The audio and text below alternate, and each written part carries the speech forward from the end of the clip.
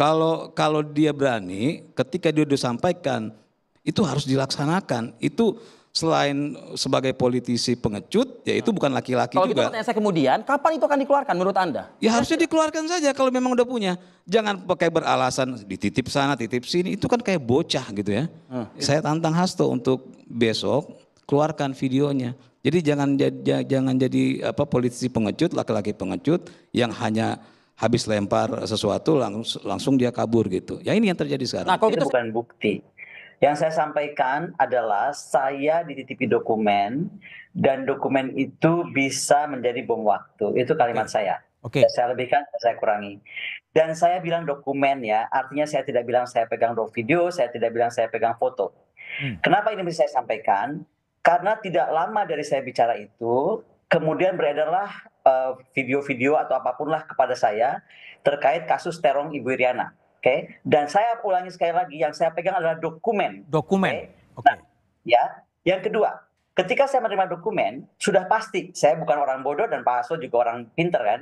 Kami tidak bisa menerima begitu saja. Pasti ada perjanjian antara kami bahwa saya hanya sekedar dititipi. Sehingga hak untuk mengeluarkan, mengedarkan, memindah tangankan, mentransfer, dan lain dan sebangsanya, itu hanya ada di tangan Pak Hasto Kristianto sebagai pemilik dokumen. Tapi menariknya dari sini adalah begini. Ketika saya baru menyebut begitu, perhatikan misalnya salah satu Twitter kakak Akbar Faisal. Beberapa hari lalu ya, 2 hari lalu. Dia bilang cuma satu kalimat aja, 32 dokumen. Saya langsung telepon Mas Hasto, apa sih nih 32 dokumen? Gitu kan, maksudnya Pak Akbar Faisal ini apa? Ternyata memang banyak dokumen-dokumen yang tadinya tidak sampai 32, yang saya pegang tidak sampai 32. Tetapi itu menjadi 32 karena banyak sekali orang datang kepada Pak Sekjen membawa bukti-bukti dan berkas-berkas lain. Kalau sekarang saya dikejar-kejar, banyak sekali mengejar-ngejar, Bu Koni kalau cinta NKRI ini buka gitu kan. Satu, saya bukan pemilik. Yang kedua, ketika kita membuka sebuah rahasia negara, kita ini ya, di sini kan yang dokumen itu 3 orang ya. Saya, Mas Hasto, Pak Andi Wijayanto, mantan Gubernur Lemhanas. Kami ini orang pertahanan. Bismillahirrahmanirrahim. Kemarin sempat heboh pernyataan dari Koni Bakri ini bahwasanya dia mempunyai bukti dan dokumen atas segala salah dan dosanya Pak Presiden Jokowi dan Ibu Iriana. Nah, sekarang dari pernyataan tadi bahwa itu dikatakan bukan bukti, bukan barang bukti ataupun bukan video. Ini hanya dokumen, ya. Kita perlu garis bawahi dokumen. Lalu dokumen, kok bisa dokumen itu bisa tidak disebar, tidak dibuka sampai hari ini? Katanya dokumen itu sangat rahasia sekali dan dokumen itu sangat ada hubungannya dengan Pak Jokowi. Tentang keburukan dan dosanya Pak Jokowi. Apa iya? Saya nggak percaya kalau dokumen itu bisa menghebohkan seluruh seantero negeri Indonesia ini. Kalau ada video atau bukti-bukti yang memang dirasa bahwa itu adalah bukti Pak Jokowi melakukan tindak pidana korupsi, baru itu bisa menghebohkan seluruh republik ini. Tapi kalau hanya dokumen-dokumen yang tidak penting yang dipegang Koni, kok sampai membuat framing seperti itu? Logika saya juga heran juga, kok bisa membuat framing, mempunyai bukti, mempunyai keburukan, bahkan Ibu Iriana sekalipun kena body shaming kan begitu. Katanya ada video terong dan sebagainya. Dan sekarang diakui oleh Ibu Koni ini itu bukan video, bukan juga bukti, bukan juga hanya dokumen, hanya berupa kertas mungkin ya. Dan alasan kenapa ini tidak dibuka karena bisa menghebohkan seluruh Indonesia. Katanya begitu. Pak, jangan mencoba uji nyali KPK-nya.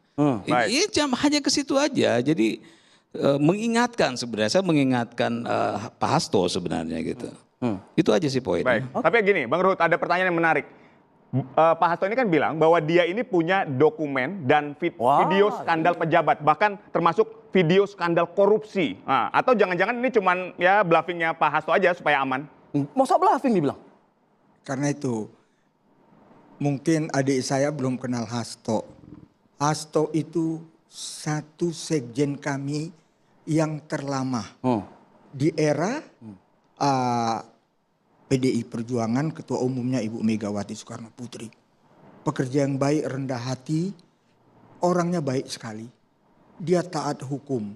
Jadi kalau ngomong dia tegas ya kami diajari Pak Ibu Megawati, ketua umum kami ngomong harus hitam putih. Nggak boleh abu-abu, kan begitu.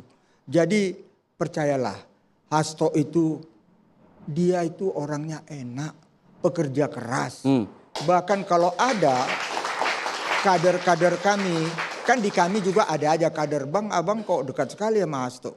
Saya sebel, ada aja. Kalau Hasto itu sebagai laki-laki sejati, apa yang diucapkan langsung dilaksanakan. Bukan hanya membuat kegaduhan, lalu membiarkan kegaduhan ini menjadi perdebatan di masyarakat. Ya kalau memang ada ya langsung keluarkan. Kenapa harus menunggu? Kenapa? Apakah itu bagian dari barter supaya dia tidak ditangkap atau ditahan misalnya? Itu kan pemikiran orang nih. Nih begini Pak Bang Ruhut ya. Ketika beliau tersangka, tiba-tiba beliau mengatakan akan mengeluarkan video ya. Nah dari pernyataan ini aja sudah memperlihatkan bahwa dalam tanda kutip kekerdilan Pak Hasto. Kenapa? Semua yang Pak Hasto sampaikan selama ini bahwa kita harus menaati hukum dan bla bla bla bla itu hilang ketika dia menyimpan video itu. Artinya kan apa? Artinya ini orang akan berpikir ini kebiasaan dia nih, ya. Kalau waktu berkuasa kalau ada apa-apa gue buka nih, diancam dengan itu. Ini kan pikiran orang nih akhirnya begitu. Kedua, ini akan jadi masalah baru. Kenapa? Kok udah tahu itu ada video kejahatan kok disimpan gitu, ya. Jadi kalau memang Pak Hasto laki-laki, ya buka aja. Saya tunggu besok dia bukanya.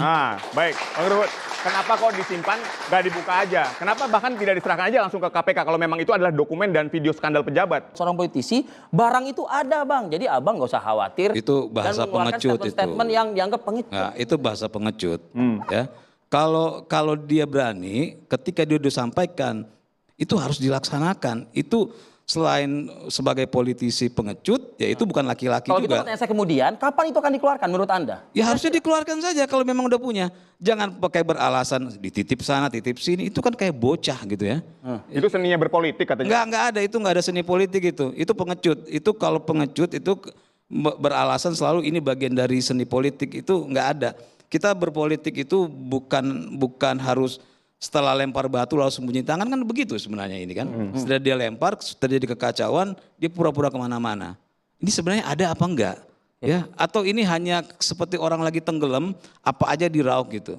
Ya, atau sama kayak saya bilang ya mohon maaf ya, kayak ada di sebuah ruangan, banyak orang ada yang kentut saya bilang. Ya, nah biasanya tuh yang paling berisik itu yang kentut.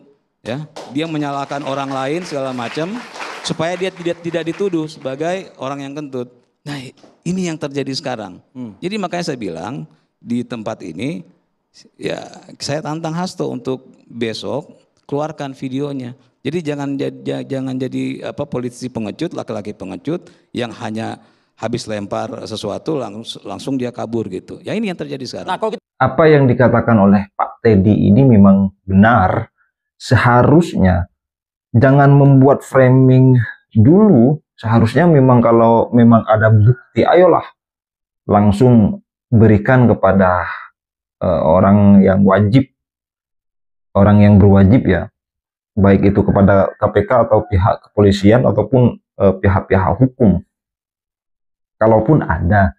Cuma sejauh ini narasi-narasi yang dibangun oleh teman-teman di partai PDIP itu adalah narasi yang memang tanpa bukti. Mencari kambing hitam seolah-olah Pak Jokowi juga terlibat.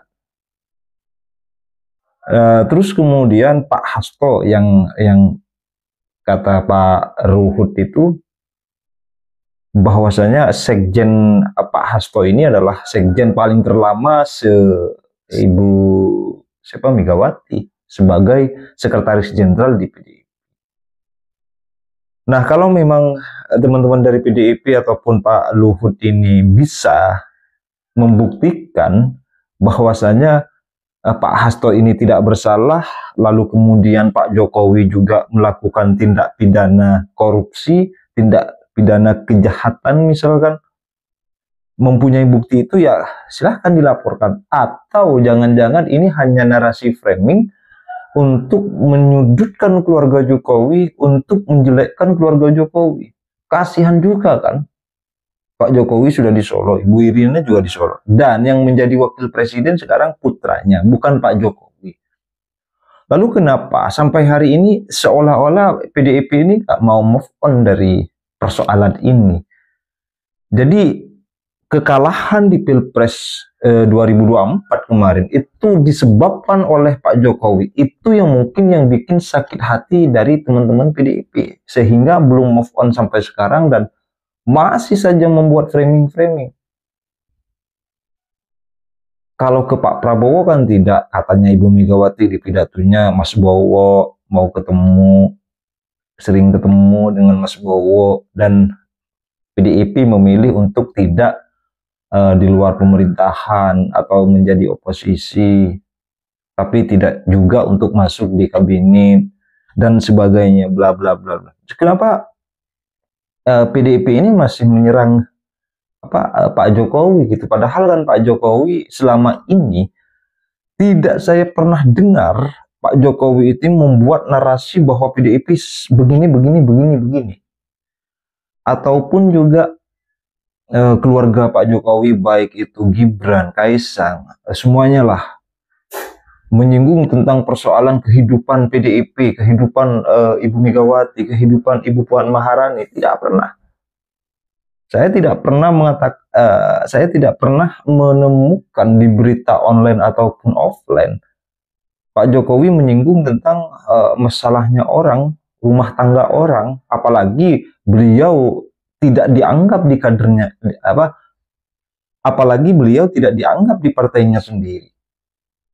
Beliau nggak pernah, Pak Jokowi itu nggak pernah mengatakan sesuatu apapun, membuat narasi-narasi yang liar, memframing bahwa dirinya orang baik, nggak pernah. Mana ada Pak Jokowi memframing dirinya sendiri bahwa itu adalah orang baik. Terus kemudian kita selalu mendengar dari pernyataan Pak Hasto ini bahwa Pak Hasto adalah taat kepada hukum, taat kepada aturan karena Ibu Megawati mengajari bla bla bla bla dan sebagainya. Nah, ketika kena kasus sendiri, kenapa kok sampai hari ini masih berbelit-belit? Begitu. Baru dipanggil 3 kali baru menghadap. Seandainya kemarin itu tidak menghadap, ya barangkali sudah dijemput paksa oleh teman-teman yang penyidik KPK itu. Saya rasa demikian. Terima kasih. Assalamualaikum warahmatullahi wabarakatuh.